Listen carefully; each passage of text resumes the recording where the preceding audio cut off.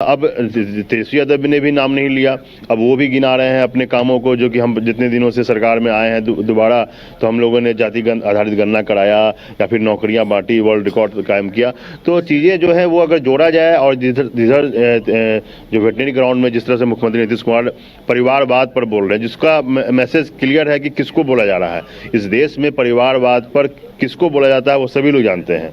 नरेंद्र मोदी हमेशा से सोनिया परिवार को बोलते रहे हैं, बीजेपी हमेशा से गांधी परिवार को बोलते रही है, और लालू यादव यानी कि उसके खिलाफ में जदयू या जो भी यहाँ की जो पार्टी है वो लालू परिवार के खिलाफ बोलते रही है। यानी कि ये स्पष्ट है, परिवारवाद पर किसी को सफाई देने की जरूरत नहीं है किसको कहा जाता है। तो लालू यादव का भी, नीतीश कुमार का भी कहना और नरेंद्र मोदी का कहना वो क्लियर है कि किसको कहा जा रहा है। इसलिए ये घटनाक्रम जो है वो लगातार घट रही है। और उसके बाद आज का जो कैबिनेट की बैठक, जैसा आपने कहा कि 15 मिनट का ही मात्र बैठक हुआ, जो कि आप जान रहे हैं कि ऐसी बैठक कभी हुई नहीं, और उस बीच में किसी के एक दूसरे से मुलाकात नहीं हुई, मतलब कोई बात नहीं हुई, डिप्टी सीएम से भी कोई बात सीएम से नहीं हुई, और 3 एजेंडे पे मोहर लगी, और वो जो एजेंडा है वो विधानसभा के पटल पर रखा जाएगा।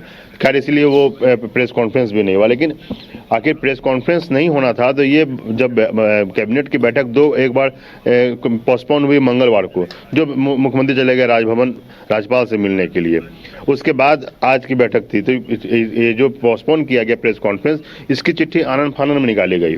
यानी कि कुछ चल रहा है, पहले एजेंडा कुछ ज़्यादा रहे होंगे, उसको घटाया गया होगा, ऐसे एजेंडा को लाया गया होगा जिसको आप प्रेस में नहीं ला सकते हैं। आपसे फिर बात करेंगे। गौतम भी हमारे साथ हैं। गौतम, लंबे समय से आप बीजेपी को कवर कर रहे हैं, बीजेपी के भीतर खाने क्या कुछ चल रहा है बिहार में सत्ता परिवर्तन को लेकर के? देखिए, बीजेपी के जो प्रदेश नेतृत्व है उसके जो बयान आए हैं उसमें साफ तौर पे है कि मुख्यमंत्री नीतीश कुमार के लिए सारे दरवाजे खिड़कियां सब कुछ बंद है। लेकिन अगर हम केंद्र की बात करें तो केंद्र से ज़रूर कहीं ना कहीं कुछ डील या कुछ बातचीत ज़रूर हुई है, जिसको लेकर के अब जो है पिछले 48 घंटे से नीतीश कुमार के ऊपर जो तंज है वो थोड़ा उसकी धार कम हुई है। और ख़ास करके कुछ नेताओं ने तो इवन की प्रवक्ताओं ने भी नीतीश कुमार के ऊपर बोलना छोड़ दिया है। तो ये 48 घंटे जो परिवारवाद और जो राज्यपाल से जो मुलाकात हुई, मुलाकात के बाद तो चीज़ें इतनी जल्दी बदली है। और देखिए, मिले सुर मेला तुम्हारा, यहाँ परिवारवाद की बात नीतीश कुमार करते हैं, नरेंद्र मोदी करते हैं, अचानक से 100वें जन्म शताब्दी के मौके पर भारत रत्न जैसा पुरस्कार जो है वो मिलना, ये बताता है कि कहीं ना कहीं अब कुछ खिचड़ी तो ज़रूर पक रही है।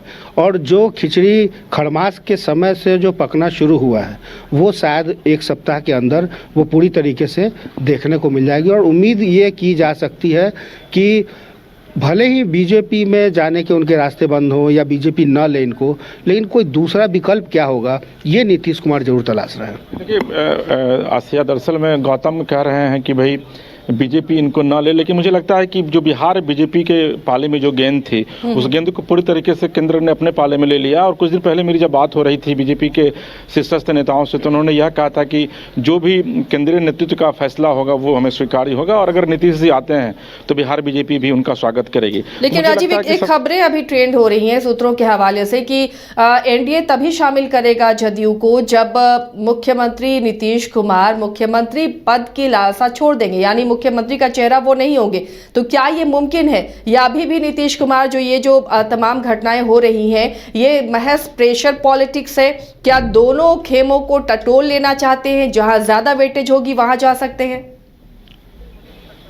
नहीं, मुझे नहीं लगता है कि अब टटोलने का वक्त बचा है, क्योंकि अगर टटोलने का वक्त बचा रहता तो इतने जिस तरीके से अब नीतीश कुमार बयान कल दे रहे थे सार्वजनिक मंच से, और आपको एक चीज़ और आप कल देखी होंगी कि जिस तरीके से जैसे ही जो गोपाल मंडल है उन्होंने जब बयान देना शुरू किया मोदी के खिलाफ में, तो पहले जाकर के उमेश कुशवाहा उनको समझाते हैं, और जब वो नहीं समझते हैं तो फिर उनका माइक जो है वो उसका स्विच ऑफ कर दिया जाता है। तो मुझे लगता है कि अब पूरे तरीके से जेडीयू जो है ये मन बना चुकी है कि वह बीजेपी के साथ जाएगी। सिर्फ 1-2 मुद्दे हैं जिन मुद्दों पर की सहमति जो है वो बननी बाकी है बीजेपी के साथ, और जैसे ही उन मुद्दों पर सहमति बनेगी मुझे लगता है कि 5 तारीख के पहले, हालांकि जीतन राम मांझी की अगर माने तो 25 तारीख तक की ही उन्होंने बात कही है, आज 25 तारीख है, लेकिन मुझे लगता है कि संभवतः जो विधानमंडल का जो सेशन शुरू हो रहा है, बजट सेशन, मुझे लग रहा है कि उस समय तक जा करके या फिर सेशन शुरू होने तक जा करके कुछ ना कुछ बिहार में निश्चित तौर पर खेला होगा। और अब गेंद पूरे तरीके से जो है वो आप कह सकते हैं कि जेडीयू अपने पाले में ले ली है। आरजेडी के साथ कुछ बचा नहीं है, क्योंकि कल अभी अभिषेक बता रहे थे कि कल न तो लालू प्रसाद यादव और नहीं तेजस्वी यादव ने मंच से एक बार नीतीश कुमार का नाम लिया। उन्होंने यह कहा अपने कार्यकर्ताओं से कि एक बार फिर अब आप लोगों की ऊपर एक बड़ी जिम्मेदारी आ रही है। तेजस्वी यादव ने कहा कि जो मैंने काम किया है उस काम को लोग जाकर के आम घरों तक पहुंचाइए। तो अब तो लड़ाई सीधे तौर पर आ गई है और उसके बीच में रोहिणी आर्या का ये ट्वीट आना, ये तो सीधे तौर पर नीतीश कुमार जैसे नेता के ऊपर सवाल खड़ा किया जा रहा है कि भाई नीतीश कुमार की अपनी कोई क्रेडिबिलिटी अब नहीं बची है। अगर आप नीति और नियत पे सवाल खड़े कर रहे हैं, वो भी नीतीश जैसे नेता पर, तो निश्चित तौर पर अब कुछ बचा नहीं है। मुझे लगता है कि अब इसका पटाक्षेप जो है बहुत जल्द होगा, लेकिन पटाक्षेप कब होगा इसका इंतजार न सिर्फ हम आप और बल्कि पूरा बिहार कर रहा है। जी आसिया जी। चलिए, तो जो 25 वो तारीख बताई जा रही थी मांझी की तरफ से, उसका असर तो दिखने लगा है राजीव, और आज की कैबिनेट में वो तस्वीरें जो सामने आई हैं उससे ये साफ लग रहा है कि अब ये गठबंधन, ये गांठ अब खुल रही है और बस इसकी औपचारिक घोषणा बाकी है। लेकिन अगर हम आने वाली राजनीति की बात करें, क्योंकि लोकसभा चुनाव होने हैं बिहार में, उसके बाद अगले साल विधानसभा के चुनाव भी हैं, ऐसे में नीतीश के लिए ये पाला बदलना कितना घातक होगा, खुद जदयू के लिए या एनडीए और इस खेमे के लिए? देखिए, एक बड़ी खबर अभी गौतम लेकर के आए हैं। अभी गौतम हमारे साथ हैं। गौतम, बताइए क्या है बड़ी खबर अभी अपने दर्शक? बिल्कुल, इस वक्त की बड़ी खबर यह है कि नीतीश कुमार विधानसभा जो है वो भंग कर सकते हैं, और इसको लेकर जो कानूनी प्रक्रिया है, वो जो दाव पेच है, वो सारी चीज़ों को लेकर के जो कानूनी जानकार हैं, जो सलाहकार हैं, उनसे व्यक्तिगत तौर पे खुद मुख्यमंत्री नीतीश कुमार बंद कमरे में बैठक कर रहे हैं। तो इस वक्त की बड़ी खबर यही है कि आगे क्या होगा, क्या हो सकता है और किस तरीके से हो सकता है, क्या फैसले लिए जा सकते हैं, इन तमाम चीज़ों को देखते हुए नीतीश कुमार अभी एक अहम बैठक कर रहे हैं। देखिए, इस वक्त की बड़ी खबर है अभिषेक, अभी जानकारी मिल रही है कि नीतीश कुमार कानूनविदों के साथ सलाह मशवरा कर रहे हैं, और हो सकता है जो हम लोग लगातार चर्चा कर रहे हैं कि विधानसभा असेंबली को डिसॉल्व करने की बात जो है वो की जा रही है, और इसी मामले पर जो है थोड़ा सा पेंच फंसा हुआ है नरेंद्र मोदी जी के साथ।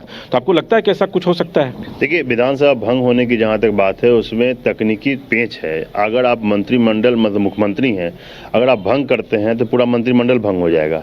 तो पिछली बार आपको याद होगा राजीव जी, जिस समय लालू यादव के साथ जा रहे थे 2022 में, तो वो एक राजभवन जाते हैं, इस्तीफा देकर लौट आते हैं, फिर पार्टी सर्वसम्मति से उनको अधिकृत करती है, फिर वो लिस्ट लेके जाते हैं, साथ में तेजस्वी यादव भी जाते हैं, और वहाँ पर लिस्ट दिया जाता है, और वो लिस्ट में तमाम विधायकों का समर्थन का पत्र रहता है, और उसके बाद फिर वो वापस आते हैं, फिर शपथ ग्रहण समारोह या फ्लोर टेस्टिंग वगैरह होता है। तो आज अगर भंग होता है तो एक बड़ी बात ये होगी कि भंग के बाद तुरंत फिर उनको सरकार बनाने के लिए प्रस्ताव पेश करना होगा लिस्ट के। नहीं, फिर तो अगर विधानसभा अगर जब भंग करेंगे तो फिर मिड टर्म पोल होगा ना, वो तो कैबिनेट जब डिसॉल्व किया जाएगा फिर आप सरकार बना सकते हैं। तो उसमें एक तकनीकी बात ये है कि जो बड़ी पार्टी है, अगर आरजेडी आज की डेट में सबसे बड़ी पार्टी है बिहार में, तो नियम संगत ये होगा कि राज्यपाल को उनको निमंत्रण देना होगा कि सरकार बनाने के लिए। अगर वो सरकार नहीं बनाएंगे तो फिर जो दूसरी बड़ी पार्टी है फिर उनको बुलाना होगा, उनको वो बुलाएंगे, तो उसमें बीजेपी आती है दूसरी बड़ी पार्टी में। तो ये प्रक्रिया, लेकिन जितना राजीव जी यहाँ पर रोकेंगे, इस वक्त हमारे साथ जदयू नेता संजय जी जुड़े हुए हैं फोन लाइन पर। संजय जी, आपका स्वागत है न्यूज बाइस्कोप में। क्या बिहार में खेला होने वाला है? देखिए, ऐसा कुछ भी नहीं है। अब जो लोग कयास लगा रहे हैं या जो लोग भ्रामक बयान दे रहे हैं, भ्रमित कर रहे हैं बिहार की जनता को, तो मैं उन पे क्या कहूं, उनकी महानता है। तो यानी सरकार में सब कुछ ठीक ठाक है? ये जो पोस्ट आ रहे हैं, कल जो नीतीश कुमार का बयान आया परिवारवाद को लेकर, आज जो लालू यादव की बेटी ने पोस्ट कर एक तरह से निशाना साधा, तो जदयू और आरजेडी में ये शीत युद्ध जैसी स्थिति क्यों? देखिए, हम अपने समझ से, जो अगर हमसे आप पूछ रही हैं, तो अभी तक जो मैंने हालात देखा, कल भी हम लोग इतना भव्य तरीका से जननायक कर्पूरी ठाकुर जी का हम लोगों ने शताब्दी समारोह मनाने का काम किया है। जिस तरह से जनाधार जनता का हम लोगों को मिला है, माननीय नीतीश कुमार जी को 3 से 4 लाख बिहार की जनता आने का काम किया है लोग, तो इससे कहीं ना कहीं विपक्ष घबरा गया है। तो भ्रामक बयान देके जैसे तैसे हम लोगों को तोड़ने का ये लोग प्रयास करने में लगे हुए हैं। लेकिन ये तो लालू यादव की बेटी ने ही ट्वीट किया है ना, तो इशारा किसकी तरफ है? जब उन्होंने कहा कि जो परिवारवाद पर ज्ञान दे रहे हैं, जो बातें करते हैं, उनकी विचारधारा तो पल पल बदलती है। नहीं, देखिए, परिवारवाद अब कोई अपने आप पे ले रहा है तो उसमें हमारे माननीय का क्या दिक्कत है? उन्होंने यही कहा कि हमने परिवारवाद नहीं किया। जननायक कर्पूरी ठाकुर जी ने भी परिवारवाद नहीं करने का काम किया था, सो हमने भी किया है। तो उनका भाव कुछ और नहीं था। उनका भाव था अपने आप पे दर्शाना कि मैंने भी नहीं किया है परिवारवाद। तो कोई किसी को लगता है कि हमने किया है, तो किसी को लगता है तो उसमें क्या कोई कर सकता है। लेकिन संजय जी, जिस तरह आज बॉडी लैंग्वेज दिखा है, कैबिनेट की मीटिंग भी महज 15-20 मिनट में ख़त्म कर दी गई और 3 ही फैसलों पर मुहर लगी। जिस तरह तेजस्वी यादव अलग निकले, नीतीश कुमार अलग निकले और दोनों एक दूसरे से बातचीत करते हुए नजर आए, कहीं ना कहीं कुछ तो गड़बड़ चल रही है। और उस पर से मांझी का जो पोस्ट है उसे लेकर भी कयास लगाए जा रहे हैं कि 25 के बाद बिहार में खेला होगा। अब आपको लगता है मांझी जी जैसे इतने बुजुर्ग नेता कब क्या बोल देंगे, उनके बाद का कोई गंभीरता से लेता है क्या? वो कभी कुछ कुछ बोलते ही रहते हैं टीआरपी अपना लेने के लिए, मीडिया में बने रहने के लिए। तो कौन क्या कहता है उससे हम लोगों को कोई लेना देना नहीं है। चलिए, यानी सरकार में सब कुछ ठीक ठाक है, कहीं कोई खतरे वाली बात नहीं। जी चलिए, शुक्रिया संजय जी। तो जदयू नेता संजय ये मानने को तैयार नहीं है कि सरकार में कोई खटास है या कुछ खेला होने वाला है। राजीव जी, आपने भी सुना होगा कि सरकार में सब कुछ ठीक ठाक है और जानबूझकर ऐसी खबरें फैलाई जा रही हैं लोगों की तरफ से, ऐसी कोई भी बात नहीं है। लेकिन क्या वाकई ऐसी कोई बात नहीं है? बात इतनी बढ़ गई है कि कभी भी बिहार में कुछ बड़ा हो सकता है। नहीं, देखिए, निश्चित तौर पर अभी चूंकि अभिषेक जो है वो मुझे बता रहे थे अभी जब आप संजय जी से बात कर रहे थे कि वो कानूनविदों की वाकई में सलाह जो है वो ली जा रही है, नीतीश कुमार ले रहे हैं। और इस बीच में केसी त्यागी का एक बयान आता है और वो कहते हैं कि किसी भी बात को अनर्थ में लेने की आवश्यकता नहीं है। मतलब जो बातें कही जा रही हैं उसको अगर गलत तरीके से परिभाषित किया जा रहा है तो ये उस व्यक्ति की मानसिकता, यानी कि सीधे तौर पर जो रोहिणी आर्या है उनके ऊपर उन्होंने कमेंट किया है कि जो बातचीत नीतीश जी बोल रहे हैं परिवारवाद, उसको वो गलत तरीके से उसकी वो व्याख्या कर रही हैं, परिभाषित कर रही हैं। लेकिन अगर वाकई में कानूनविदों की सलाह नीतीश कुमार ले रहे हैं, जो जानकारी मिल रही है हमारे सूत्रों के हवाले से, जो हमारे दो सहयोगी अभी बता रहे थे, तो निश्चित तौर पर इतना तय है कि अगले 24 घंटे 48 घंटे जो हैं वो बिहार की सियासत पर भारी पड़ने जा रहे हैं। और हो सकता है कि जो हम लोग लगातार खबर चला रहे हैं आसिया जी की बिहार विधानसभा को डिसॉल्व किया जा सकता है, नीतीश कुमार आरजेडी से अलग हो सकते हैं, इस खबर को फिर कहीं ना कहीं से बल मिल रहा है। और आप देखे भी होंगे कि पिछले 1 महीने से नीतीश कुमार जो है वो व्यक्तिगत तौर पर जो मीडिया से काफ़ी नज़दीकी रखते हैं, वो उन्होंने कोई बयान नहीं दिया है। कल भी जो उन्होंने बातचीत की, उन्होंने सिर्फ कर्पूरी ठाकुर पर बातचीत की, वो भी पटना में उन्होंने नहीं की, समस्तीपुर में की थी। और पटना में उन्होंने मंच से कहा कि पत्रकारों के, भाई आप लोग मुझे तंग मत कीजिए, अभी मैं राज्य हित में मुझे जो भी निर्णय लेने होंगे वो मैं निर्णय लूँगा। तो ये बातें कुछ न कुछ जो है वो बता रही है, वो कुछ इशारा कर रही है।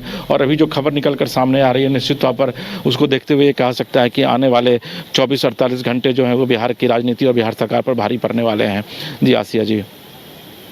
चलिए राजीव जी, लौटेंगे आपके पास। इस वक्त आरजेडी से दिनेश पासवान हमारे साथ जुड़ गए हैं। दिनेश जी, आपका स्वागत है न्यूज़ बायोस्कोप में।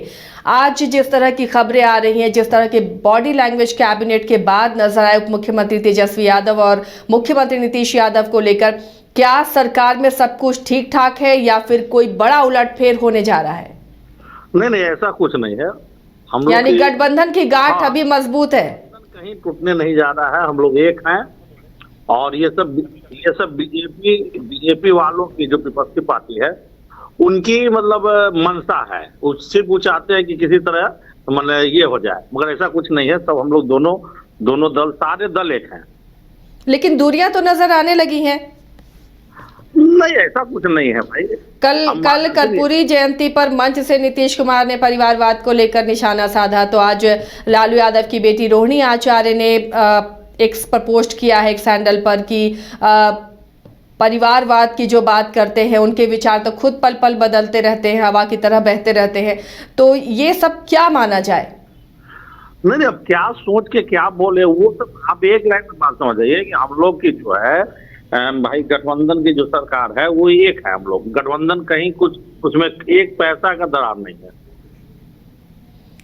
चलिए, शुक्रिया इस बातचीत के लिए। तो ये कोई भी मानने को तैयार नहीं है राजीव फिलहाल कि गठबंधन में गांठें खुल रही